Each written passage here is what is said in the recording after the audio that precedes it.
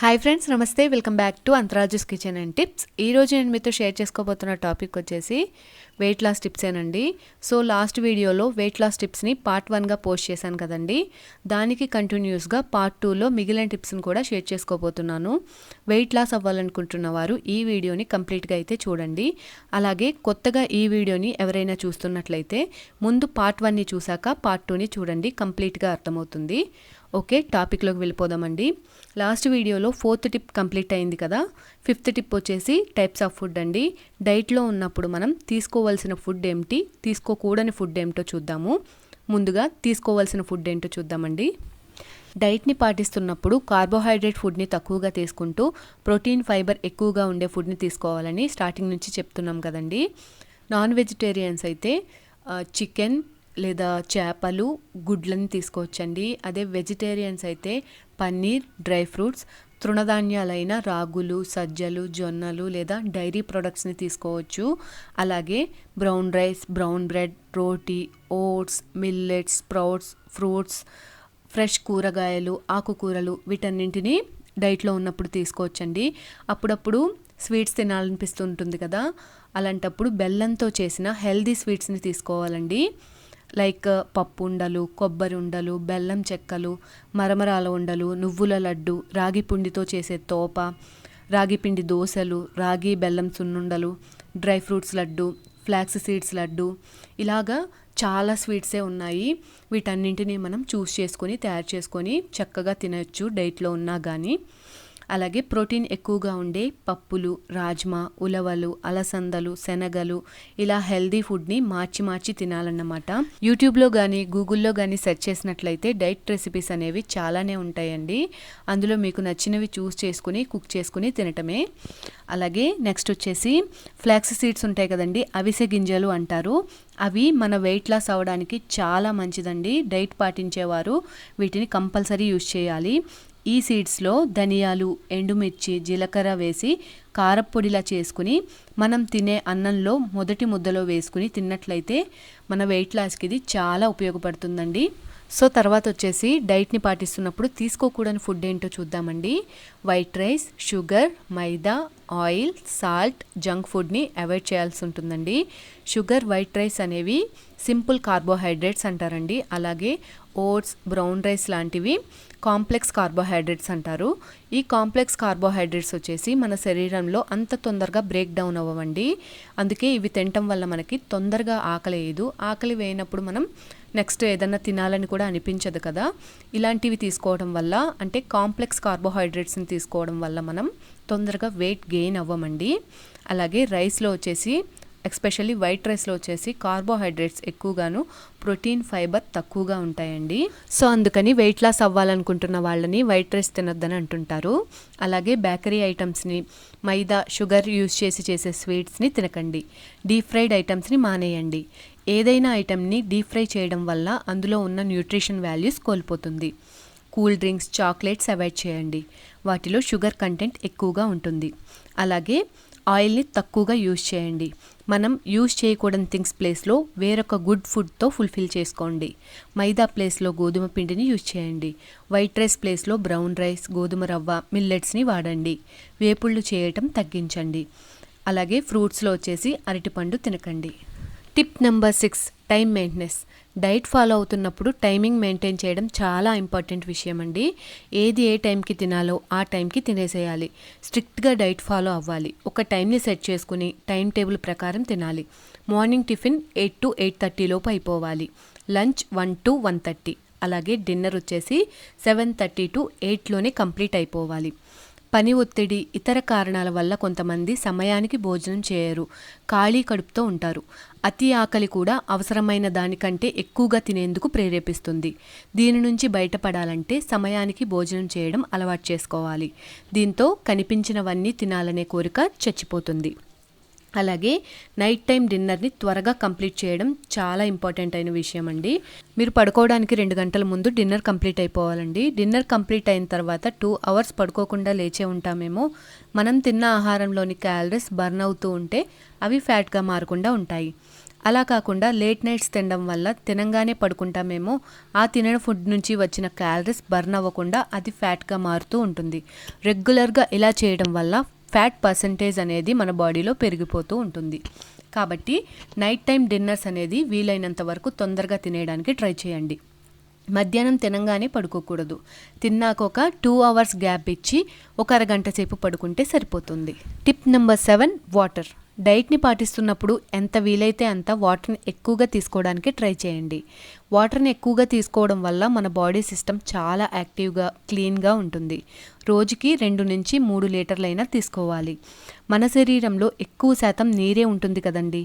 నీటి స్థాయిలు తగ్గినప్పుడు మనకు వికారంగా ఉండటం, తలనొప్పిగా అనిపించడం జరుగుతుంది. మరోవైపు ఆకలికి, దాహానికి చాలా దగ్గర పోలికలున్నాయట. మన శరీరంలో జరిగే క్రియలన్నీ మెదడు ఆధీనంలోనే జరుగుతాయని అందరికీ తెలిసిందే. అయితే శరీరంలో నీటి స్థాయిలు తగ్గినప్పుడు కూడా కొన్నిసార్లు మనకు ఆకలిగా అనిపిస్తుంది. అందుకే బాగా ఆకలిగా ఉన్నప్పుడు మంచినీరు తాగితే కాస్త ఉపశమనం లభించినట్లవుతుంది. అందువల్ల వీలైనంత వరకు ఎక్కువగా నీటిని తాగడానికి ప్రయత్నించండి. దీనివల్ల ఒత్తిడి కూడా తగ్గుతుంది. Tip number 8, rest. మనం ఆరోగ్యంగా ఉండాలంటే సరిపడినంత నిద్ర చాలా అవసరం అండి. డైట్లో ఉన్నప్పుడు రోజుకి 8 hours కంపల్సరీ నిద్రపోవాలి. లేనట్లయితే డైట్లో మనం పాటించాల్సిన నియమాల్ని కరెక్ట్గా ఫాలో అవ్వలేమన్నమాట. మనకి సరిగ్గా నిద్ర లేనప్పుడు చాలా సమస్యలను ఎదుర్కోవాల్సి వస్తుంది. ఒంట్లో స్ట్రెస్ అన్నది పెరిగిపోతుంది. హార్మోన్లలో సమతుల్యత లోపించి మనం ఇంకా బరువు పెరిగే అవకాశం ఎక్కువగా ఉంటుంది.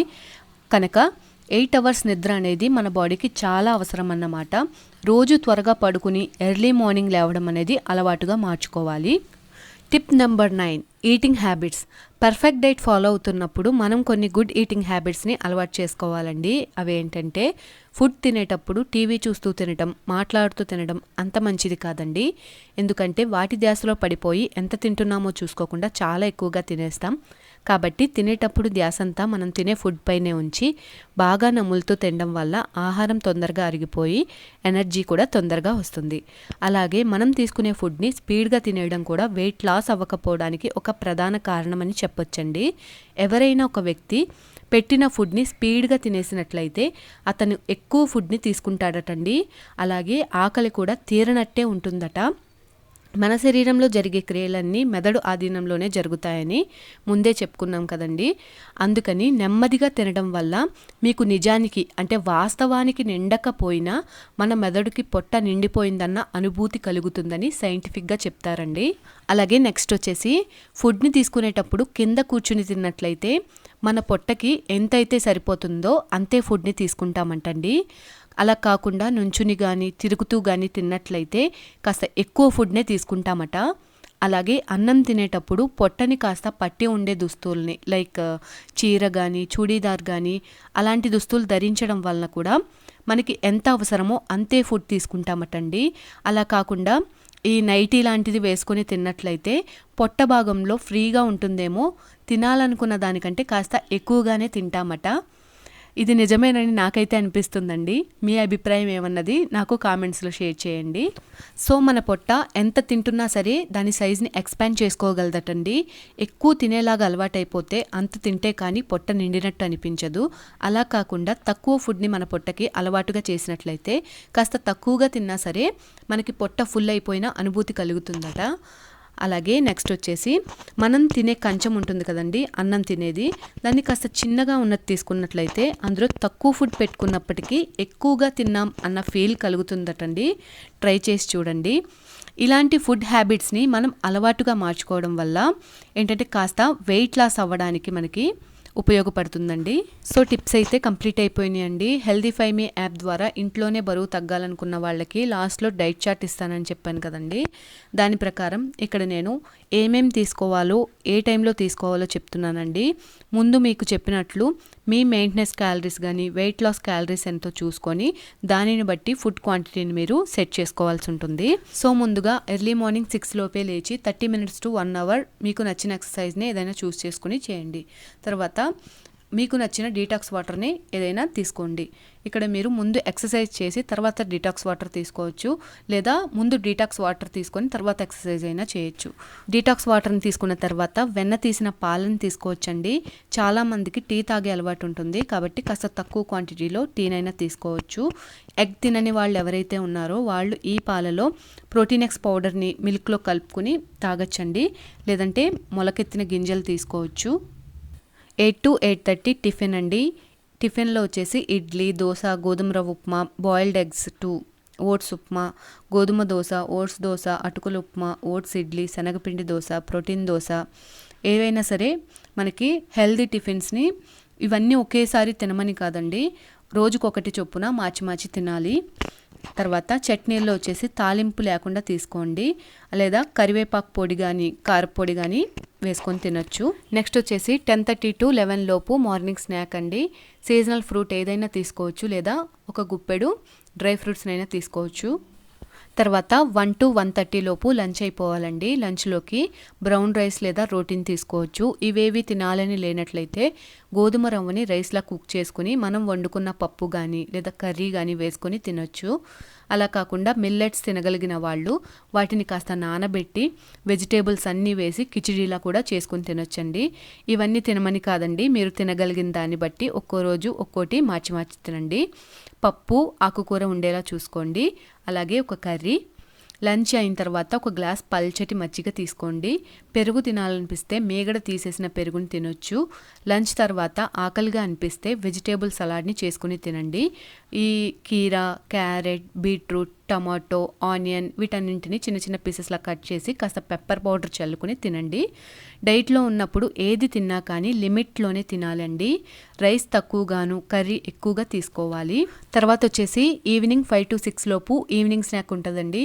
ఈవినింగ్ స్నాక్గా బెల్లంతో చేసిన స్వీట్స్ ఏమైనా తీసుకోవచ్చు. ఇంతకు ముందు చెప్పుకున్నాం కదా, అందులో ఏ స్వీట్నైనా మీరు తీసుకోవచ్చండి, లేదా ఫ్రూట్ లేదా పల్లీ చాట్.